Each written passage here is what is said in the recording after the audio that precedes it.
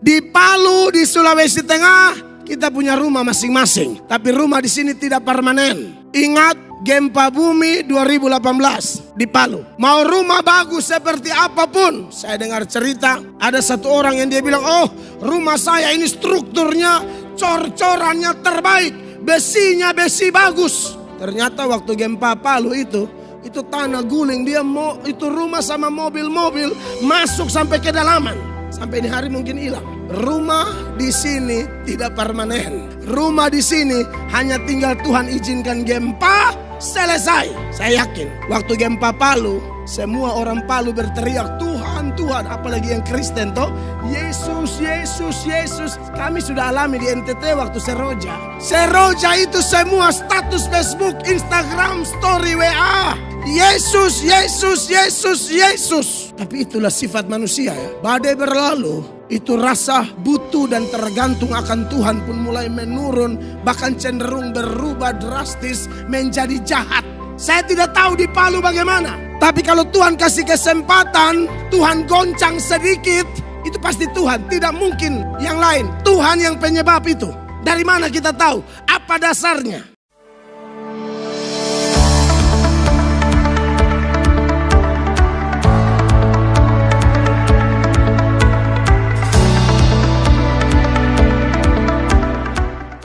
Shalom. Saya bersyukur Tuhan baik bagi kami. Kami ada di Kota Palu untuk kegiatan besok sebenarnya puncaknya yaitu Pasca Badan Musyawarah antara gereja sekota Palu, dan puji Tuhan hari Minggu kami ada di sini untuk bisa berbagi berkat. Dan hari ini dimulai dengan GPDI Kota Palu. Bapak Ibu terkasih, saya Pendeta Mel Atok dari NTT. Dari NTT saya mengucap syukur bersama istri dan 2 saudara kami. Kami ada di Palu untuk bisa saling menguatkan dengan Bapak Ibu jemaat sekalian. Tidak memperpanjang waktu, saudara-saudara, saya mengajak kita memperhatikan firman Allah di dalam Matius pasal 12 ayatnya yang ke-28. Matius 12 ayat 28 dalam hitungan ketiga kita baca ayat ini bersama-sama. 1, 2, dan 3. Tetapi jika aku mengusir setan dengan kuasa Roh Allah, maka sesungguhnya kerajaan Allah sudah datang kepadamu. Demikian firman Tuhan. Silakan duduk Bapak Ibu jemaat. Yang berbahagia adalah kita yang setelah mendengar firman Allah dan dengan pertolongan Roh Kudus, kita semua juga akan menjadi pelaku-pelaku firman. Bapak Ibu jemaat yang diberkati oleh Tuhan Yesus, spesial di hari Pentakosta menurut Matius pasal 12 ayatnya yang ke-28, tema yang saya angkat adalah Roh Kudus dan Kerajaan Allah. Bicara tentang peran Roh Kudus tidak bisa dipisahkan dengan Kerajaan Allah. Nats yang baru kita baca ini saudara-saudara sebenarnya seluruh perikopnya menurut Alkitab yang dikeluarkan oleh Lembaga Alkitab Indonesia tahun 1974 yang kita pakai ini, itu seluruhnya itu ada dari ayat 22 sampai ayatnya yang ke-37. Dan kalau kita lihat latar belakangnya di situ Tuhan Yesus menyembuhkan seorang sakit, tapi setelah orang itu sembuh ternyata bukan dapat pujian, tapi yang ada dapat cemooh, dapat hinaan, dapat olokan, dapat tuduhan bahwa Yesus mengusir setan dengan kuasa gelap. Maka muncullah ayat tadi, Yesus bilang bukan dengan kuasa gelap, tapi dengan kuasa Roh Kudus. Itulah anak-anak Tuhan, saudara-saudara, yang namanya pengikut Kristus tidak bisa menghindar dari omongan, hinaan, dan lain sebagainya. Siapa yang siap mengikuti Tuhan, siapa yang siap dikuasai oleh Roh Kudus, artinya siap berbeda dengan dunia. Dunia pasti benci kita, Bapak Ibu terkasih. Makanya waktu murid-murid masih bersama dengan Tuhan Yesus, dalam Yohanes pasal 15 mulai ayat 18, Tuhan Yesus mengingatkan, jangan kaget kalau sebagai pengikut Kristus kita dibenci. Perhatikan ayat ini, Yohanes 15 ayat 18. Jikalau dunia membenci kamu, ingatlah bahwa ia telah lebih dahulu membenci aku daripada kamu. Iya. Kenapa dunia membenci kamu? 19. Sekiranya kamu dari dunia, tentulah dunia mengasihi kamu sebagai miliknya. Tetapi karena kamu bukan dari dunia, melainkan aku telah memilih kamu dari dunia, sebab itulah dunia membenci kamu. Kalau kita belum dipilih dari dunia, masih dengan dunia, masih sama. Pikiran masih sama, cara bicara masih sama, cara kerja masih sama, gaya hidup masih sama, semua masih sama, maka masih nyambung. Ya, dunia kasih keluar kata kotor, kita juga ya nyambung. Dunia cari uang dengan cara-cara yang haram, kita juga pakai cara haram, nyambung. Dunia apalagi tidak pertahankan rumah tangga, seenaknya kawin cerai. Lalu orang yang mengaku ikut Yesus juga seenaknya kawin cerai, sama. Dan lain sebagainya. Nah, oleh karena itu saudara-saudara, Tuhan mau pilih kita supaya kita beda dengan dunia. Di bagian lain dia bilang persahabatan dengan dunia adalah permusuhan dengan Allah.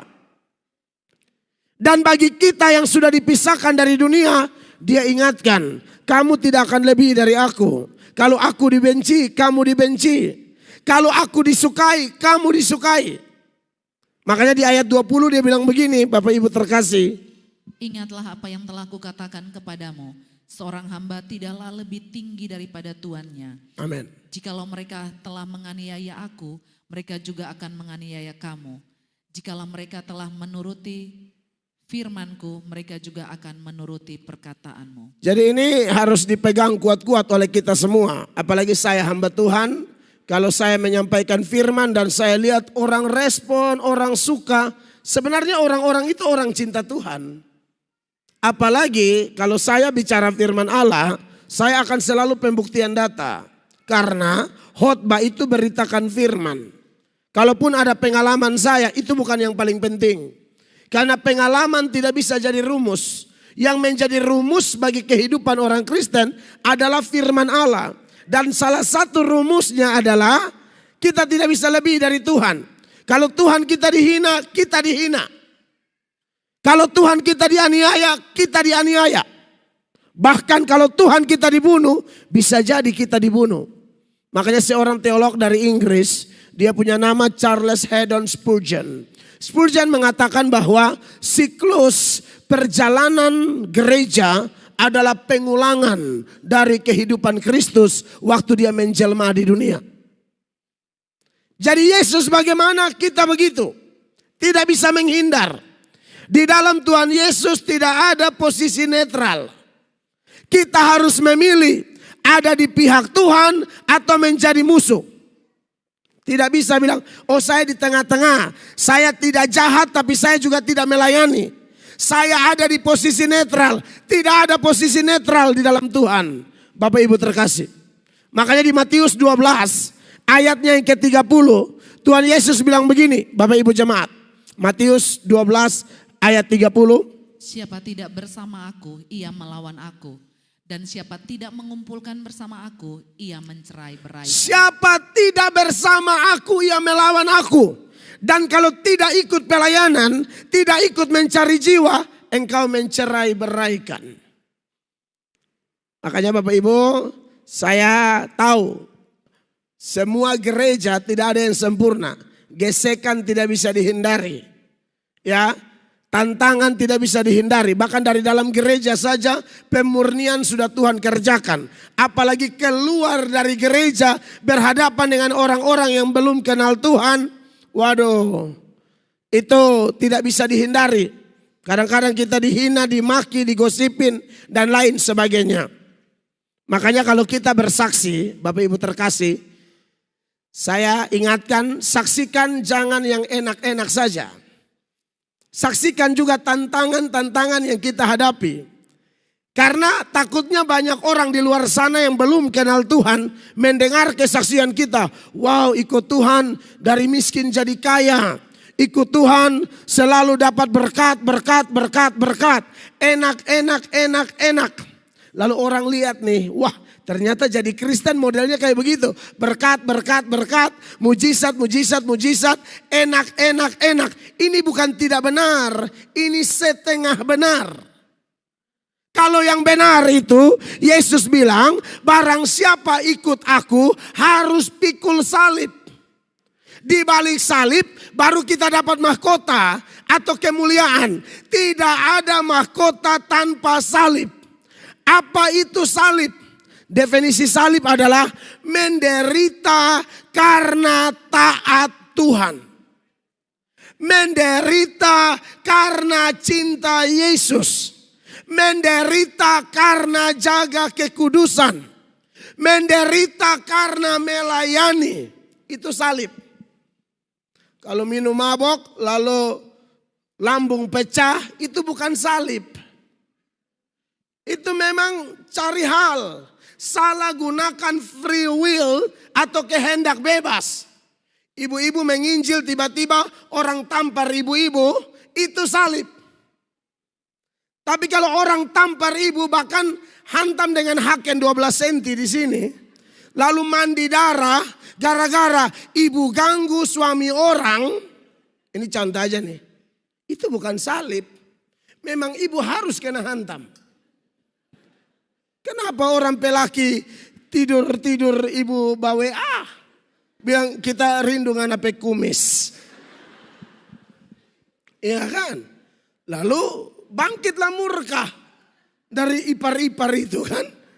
Bersatu cari haken 10 cm. Bagi dia. Jadi saudara-saudara itu bukan salib tuh. Kalau kita bikin yang aneh-aneh lalu kita dapat malapetaka. Bukan salib. Jadi jangan asal ngomong salib. Cek dari mana latar belakang penderitaan, tantangan, masalah, persoalan yang kita hadapi dalam rumah tangga, bisnis kita. Kalau dapat bencana cek dulu. Kalau kita hidup benar, lalu dapat tantangan, cocok. Bilang pikul salib. Jadi jangan bersaksi yang enak-enak saja. Takutnya yang enak-enak lalu orang jadi Kristen gara-gara kesaksian kita yang enak-enak. Pas dia ikut Tuhan 2 bulan langsung dapat masalah. 3 bulan tambah berat. Langsung dia bilang apa? Kesaksian orang itu omong kosong. Saudara tidak omong kosong. Saudara hanya kasih tahu setengah. Kalau mau total kasih tahu. Ikut Tuhan tidak mudah. Amin.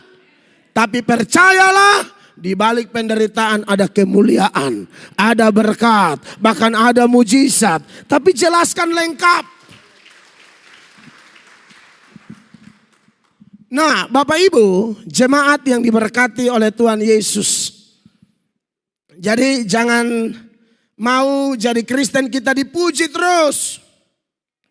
GPDI Kota Palu terbaik. Kalau ada yang puji dengan tulus, terima kasih. Tapi kalau ada yang hina-hina, biasa saja. Jangan goncang, jangan mundur, jangan menjadi kacau. Gara-gara hinaan-hinaan seperti itu. Saya sebagai pendeta yang bermain di media atau melayani melalui media sosial. Ya tak terhindarkan. Saya waktu kantor, waktu itu Yahya Waloni misalnya. Saya kantor dia karena dia terlalu hina-hina Kristen.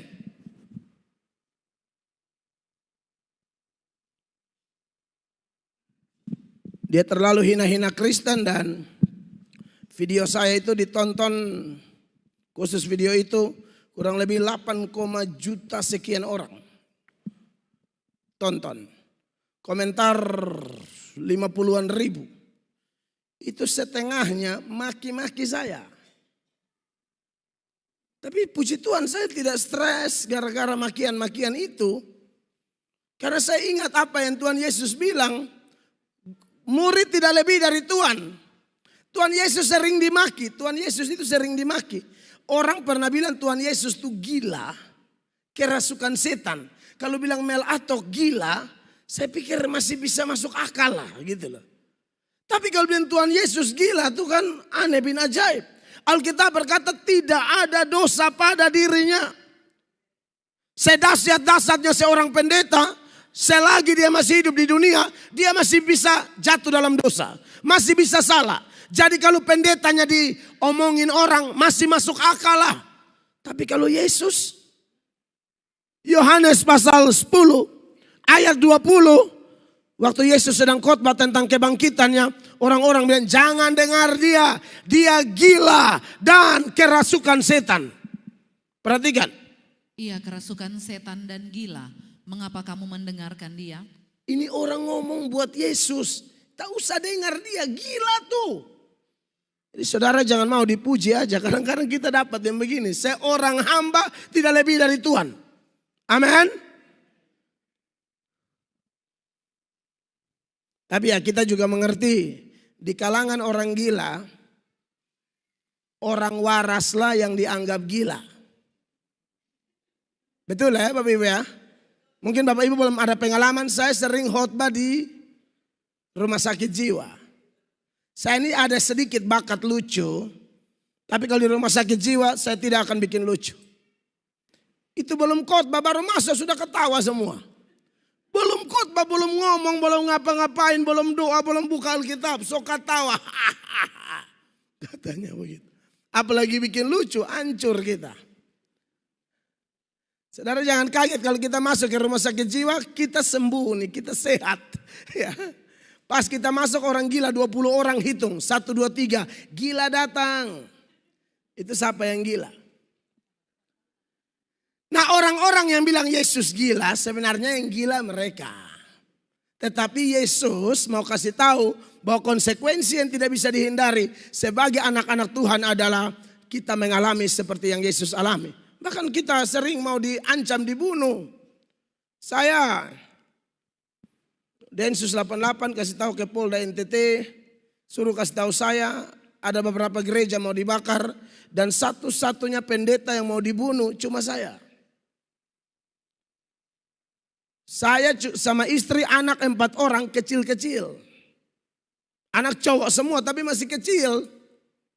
Jadi waktu itu polisi datang. Kalau saya KKR di mana-mana setelah berita itu gara-gara video Yahya Waloni itu mungkin. Itu dikawal kemana-mana.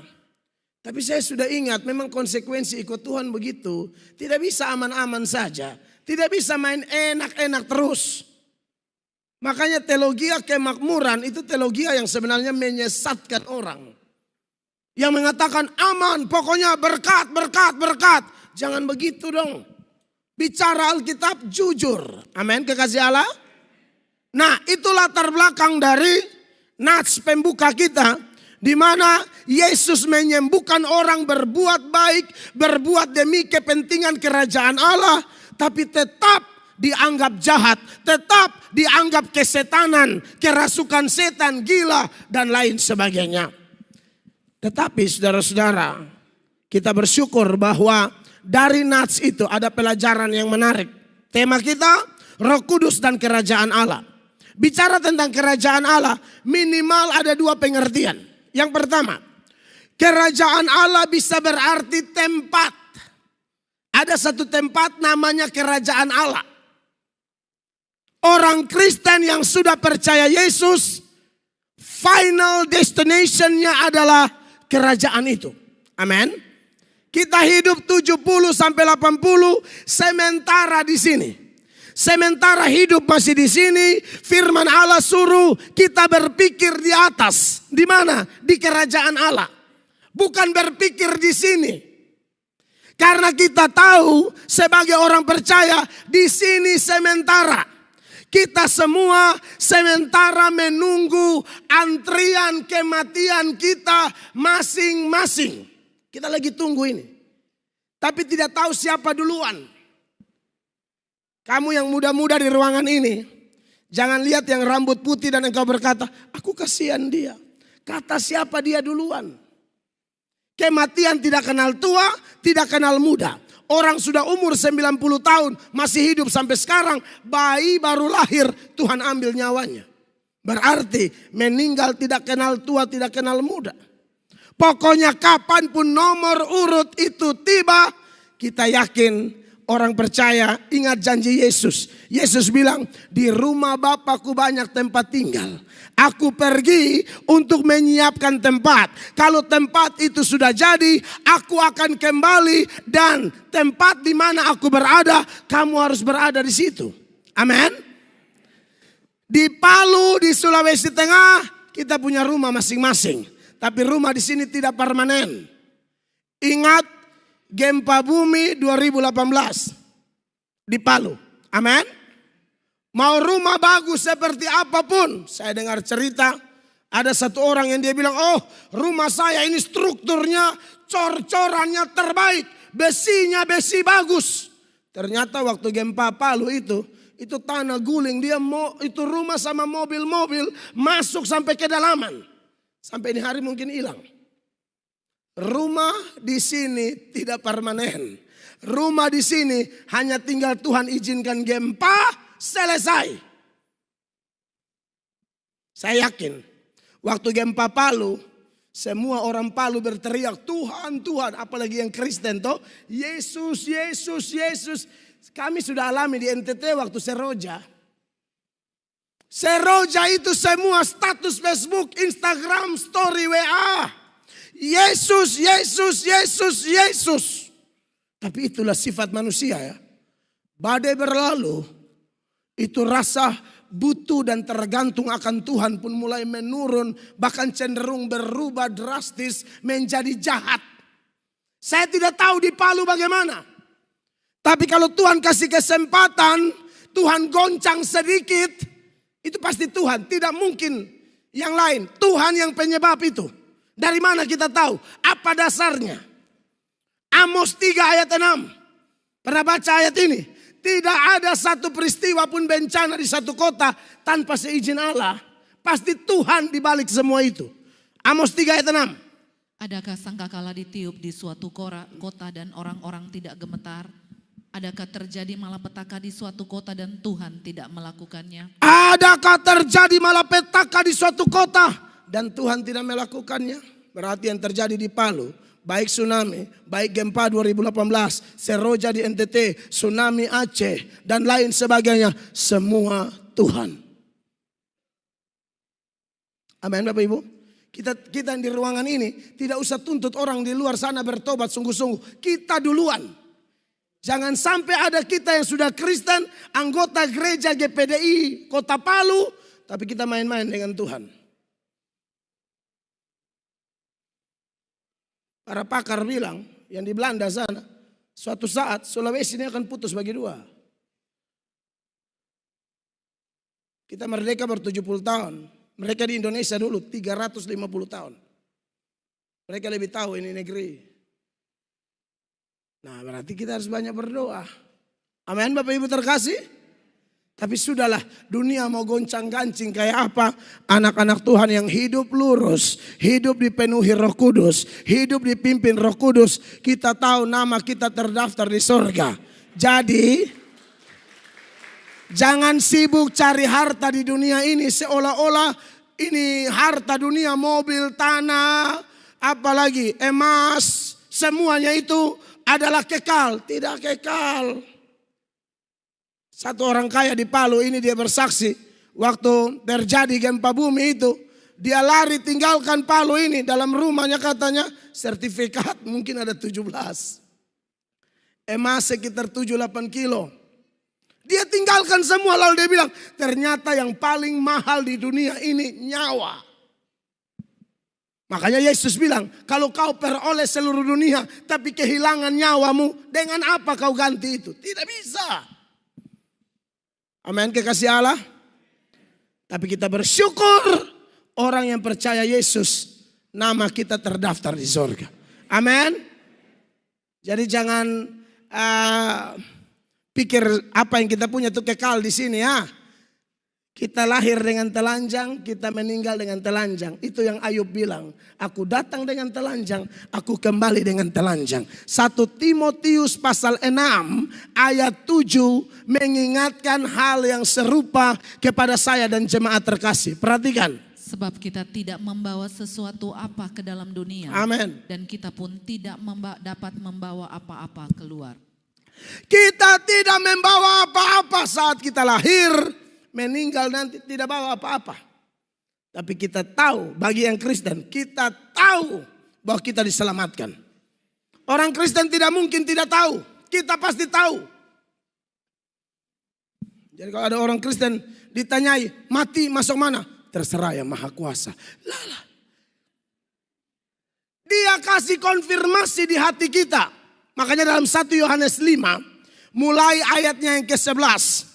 Di sana ada keterangan bahwa keselamatan hanya ada di dalam Yesus. Dan orang yang punya Yesus tahu. Tahu, bukan tidak tahu. Aku tahu yang kupercaya. Aku tahu aku mati masuk surga. Tidak ada mudah-mudahan di dalam Kristus. Pasti.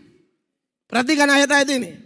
Dan inilah kesaksian itu. Ya. Allah telah mengaruniakan hidup yang kekal kepada kita. Dan hidup itu ada di dalam anaknya. Amin. Terus. Barang siapa memiliki anak, ia memiliki hidup. Barang siapa tidak memiliki anak, ia tidak memiliki hidup. Anak di sini maksudnya Tuhan Yesus A besar ya. Bukan anak kandung. Takutnya ada orang menikah belum ada anak. Wah, saya tidak bisa memiliki hidup. Bukan. Anak di sini Tuhan Yesus. 13. Semuanya itu kutuliskan kepada kamu, supaya kamu yang percaya kepada nama anak Allah tahu bahwa kamu memiliki hidup yang kekal. Tahu bahwa kamu memiliki hidup yang kekal. Kenapa kita tahu Bapak Ibu terkasih? Karena Roh Kudus dalam Roma pasal 8 ayat 16. Roh Kudus itu yang bersaksi dengan roh kita bahwa kita anak Allah. Perhatikan. Roh itu bersaksi bersama-sama dengan roh kita bahwa kita adalah anak-anak. Roh itu bersaksi bersama roh kita bahwa kita ada anak Allah. Jadi pengakuan bukan pengakuan paksa diri, bukan. Roh dorong kita untuk berkata, aku anak Allah. Dan kalau aku anak Allah, pasti mati masuk surga. Amin, kekasih Allah. Oh, surga itu segala-galanya. Makanya kalau orang yang masih hidup di dunia, dia sudah pikirannya ke surga. Dia tidak pikir yang di dunia sini lagi. Di satu pulau, ini ada sebuah cerita menarik. Terdamparlah seseorang yang sedang berlayar. Waktu dia terdampar, ternyata penduduk di pulau itu suku yang sangat terasing dan punya kepercayaan sendiri. Mereka mempercayai bahwa semua orang yang terdampar itu adalah utusan dewa mereka untuk menjadi raja di suku mereka. Sudah banyak orang terdampar dan kali ini ada satu lagi terdampar. Waktu mereka tolong dia sadar, mereka bersorak-sorak, mereka bilang kamu adalah raja yang dikirim oleh dewa kami. Jadi dia kaget, dia bilang bukan, saya ini sedang terdampar begini. Saya bukan diutus oleh dewa kalian. Oh tidak, kamu pasti diutus oleh dewa kami. Singkat cerita, dia bilang wah ini tidak bisa lawan arus nih. Ikuti aja lah. Dia bilang oke, bagaimana syarat menjadi raja di tempat ini? Dia bilang syaratnya kamu memegang jabatan raja cuma 1 tahun. Tahun berikut kamu akan dipindahkan ke pulau sebelah. Orang-orang lain yang terdampar di sini mengalami aturan yang sama. Oh kok begitu?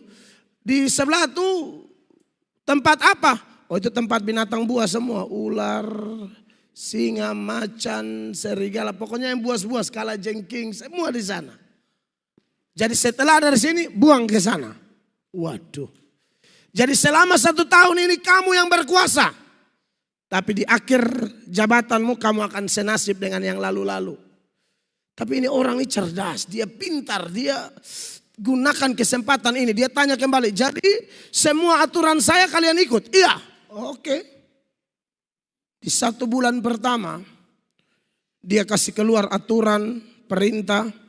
Dia bilang kumpulkan semua laki-laki dan pemuda gagah berani di pulau ini. Lengkap dengan senjata, pedang dan lain sebagainya. Kumpul semua. Kami mau dapat perintah apa raja? Kalian saya utus ke pulau sebelah. Nah, ini otak main dia. Karena dia tahu setelah ini dia ke situ. Kalian saya utus ke pulau sebelah, bunuh itu binatang buas semua. Jangan ada yang lolos. Maka pergilah mereka dan binatang buas satu pulau itu rata. Selesai. Kala jengking kecoak pun tidak ada kesempatan hidup di situ. Mereka kembali beri laporan, raja semua beres. Oke. Lalu dia bilang semua ahli bangunan di suku ini kumpul semua. Siap bahan-bahan. Pergi bangun istana di sebelah. Ini orang dia beda sama yang lalu-lalu. Yang lalu-lalu pegang jabatan tapi tidak ngapa-ngapain. Hanya tunggu digigit ular di sebelah. Dia tidak. Selagi masih hidup buat sesuatu. Amin. Dan di akhir pemerintahannya memang dia dipindahkan ke pulau sebelah. Tapi so beres. Tidak ada binatang buas. Istana bagus di sana. Itu hanya ilustrasi. Hidup di dunia. Pikir sorga. Amin. Jangan hidup di sini pikir kayak minta maaf ya. Ada orang manusia tapi kayak binatang aja. Dia pikir pokoknya satu kali seumur hidup. Senang-senang. Kau cari hal. Selagi hidup. Ingat itu lagu. Hidup ini adalah kesempatan. Selagi masih kuat melayani Tuhan. Amin. Orang yang melayani Tuhan adalah manifestasi dari iman dia kepada Yesus. Tidak ada orang percaya Yesus tapi tidak pelayanan. Omong kosong. Kalau ada orang model begitu, sesungguhnya dia tidak percaya Yesus. Dia hanya anggota gereja. Dan kalau ada di sini, dia hanya anggota GPDI Kota Palu. Tapi dia bukan anggota kerajaan Allah. Anggota kerajaan Allah pasti sibuk. Amin. Melalui doanya, dananya, dayanya, dia bantu pekerjaan Tuhan. Senang masuk ini gereja, anak-anak muda, wah luar biasa. Memang pemuda-pemuda harus didorong untuk melayani Tuhan. Mau choir, mau apa. Di gereja kami juga punya choir. Itu mulai dari yang paling kecil sampai yang paling tinggi. Mereka bersatu dalam satu kesatuan. Senang sekali lihat anak-anak kita melayani Tuhan. Orang tua yang baik begitu. Dan mereka lihat contoh dari orang tua mereka. Amin, kekasih Tuhan. Orang percaya Yesus pasti masuk surga. Tapi arti kerajaan Allah yang kedua. Itu adalah kerajaan Allah dalam artian satu keadaan. Atau satu kondisi. Kalau kerajaan Allah dalam arti tempat. Nanti setelah mati baru kita ke sana.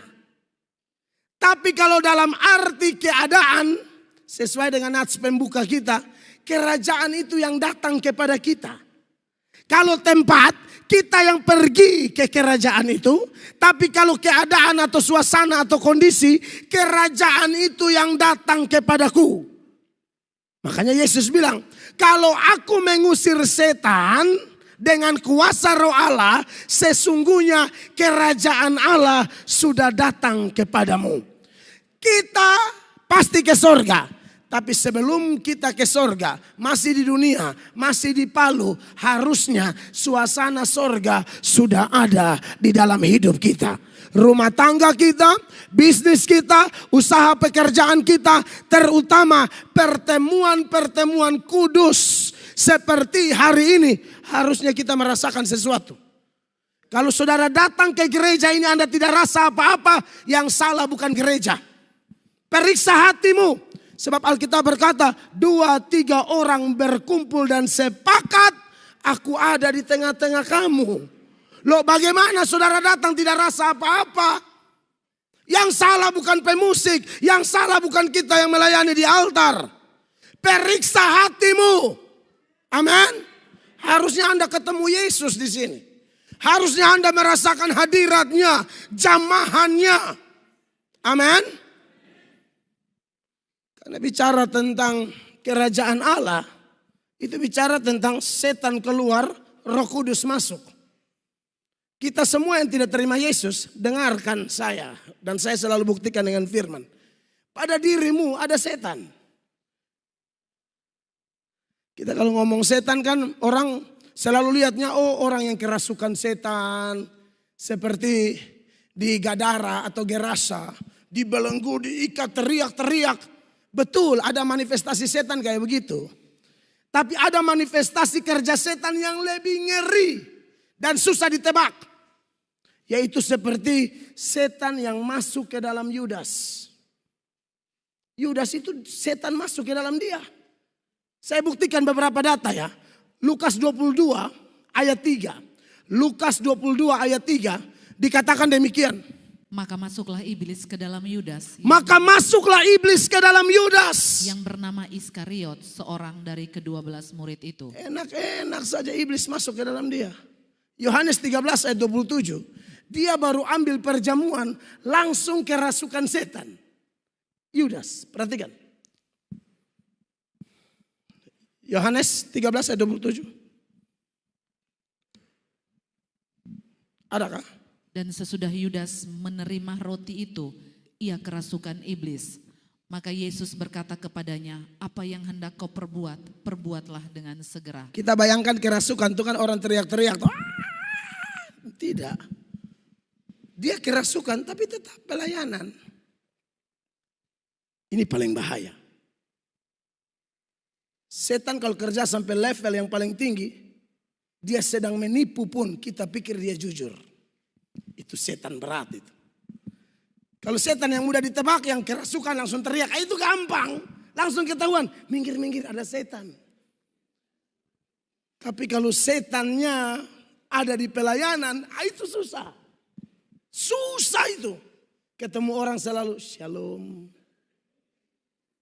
GBU. Dia balas, GBI. Oh itu susah tuh. Susah itu. Kami di NTT kan budayanya cium, kayak Yudas cium Yesus. Kami NTT begitu, ada cium-cium kasih lah. Saya boleh sebut juga ya seharusnya kalau dalam Tuhan cium kudus. Kita kalau ketemu saudara harus cium hidung. Semua NTT itu mau Sumba, Alor, Flores, Timor, Rote, Sabu, kita semua seluruh NTT. Budayanya begitu, kalau ketemu cium hidung. Tapi ngeri kalau yang cium tuh Yudas. Itu repot loh. Cium di muka tuh sudah di belakang. Makanya saya sebagai anak Tuhan, kita semua diingatkan hari ini. Bahwa kalau tidak percaya Yesus, pasti ada setan. Dan Yudas memang tidak percaya Yesus. Makanya model begini. Pelayanan tapi tidak percaya Yesus. Apa buktinya? Yohanes pasal 6. Ayat 64. Yohanes 6 ayat 64. Firman Allah bilang begini. Tetapi di antaramu ada yang tidak percaya. Sebab Yesus tahu dari semula siapa yang tidak percaya dan siapa yang akan menyerahkan dia. Dia tidak percaya. Orang percaya itu ada Roh Kudus. Orang tidak percaya setan masuk seenak-enaknya. Bahkan di ayat 70. Lompat ke ayat 70. Dari Yohanes 6 ini. Tuhan Yesus bilang begini, dia tuh iblis. Jawab Yesus kepada mereka, bukankah aku sendiri yang telah memilih kamu yang 12 ini? Namun seorang di antaramu adalah iblis. Siapa dia? 71. Yang dimaksudkannya ialah Yudas, anak Simon Iskariot. Sebab dialah yang akan menyerahkan Yesus. Dia seorang di antara ke-12 murid itu. Saya mohon dengan sangat dalam nama Yesus, jangan ada Yudas di antara kita. Amin. Pelayanan, tahu-tahu iblis. Kita mau Roh Allah bekerja di sini. Amin. Suasana sorga bekerja di sini. Nah inilah orang yang tidak bertobat. Dia masih mati rohani. Kalau mati rohani, Efesus pasal 2 mulai ayat 1. Dia mengatakan demikian. Efesus 2 mulai ayat 1. Kamu dahulu sudah mati karena pelanggaran-pelanggaran dan dosa-dosamu. Ya ini mati rohani namanya. Kalau mati jasmani terpisahnya tubuh dengan roh. Tubuh kembali kepada tanah, roh kembali kepada pencipta. Itu mati jasmani. Kalau mati rohani, roh dan tubuh masih bersatu. Tapi hubungan dengan Tuhan bermasalah. Ibadah tidak pernah, doa tidak pernah. baca Alkitab jarang-jarang, ada sakit baru cari Tuhan, ada masalah baru cari Tuhan, tahu itu Tuhan penting saat ada bencana. Nah ini orang mati rohani. Modelnya kayak begini, ayat 2. Kamu hidup di dalamnya karena kamu mengikuti jalan dunia ini.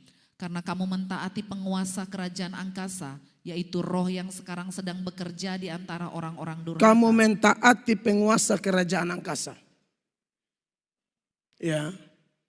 Bagaimana kalau setan bekerja dalam diri seseorang? Ayat 3. Sebenarnya dahulu kami semua juga terhitung di antara mereka ketika kami hidup di dalam hawa nafsu daging dan menuruti kehendak daging dan pikiran kami yang jahat. Pada dasarnya kami adalah orang-orang yang harus dimurkai sama seperti mereka yang lain. Iya, itulah Paulus juga anggap masa lalunya seperti itu.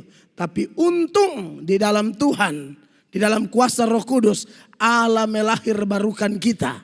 Makanya di ayat 4 dia bilang begini Bapak Ibu jemaat.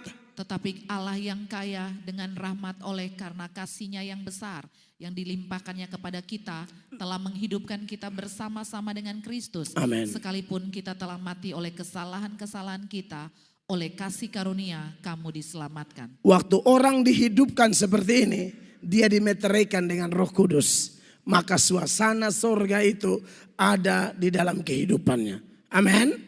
Makanya walaupun ekonominya tidak sehebat orang lain, ya, tapi dia rasa suasana ada damai, ada kebenaran, ada sukacita, dan itu dikerjakan oleh Roh Kudus, dan itulah suasana sorga di dalam hidup kita.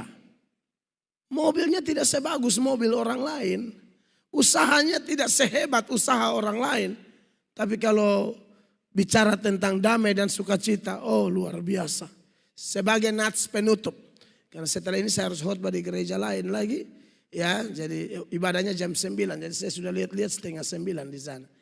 Tapi nanti hari Senin saya kembali khotbah di sini karena acara Bamak di sini ya.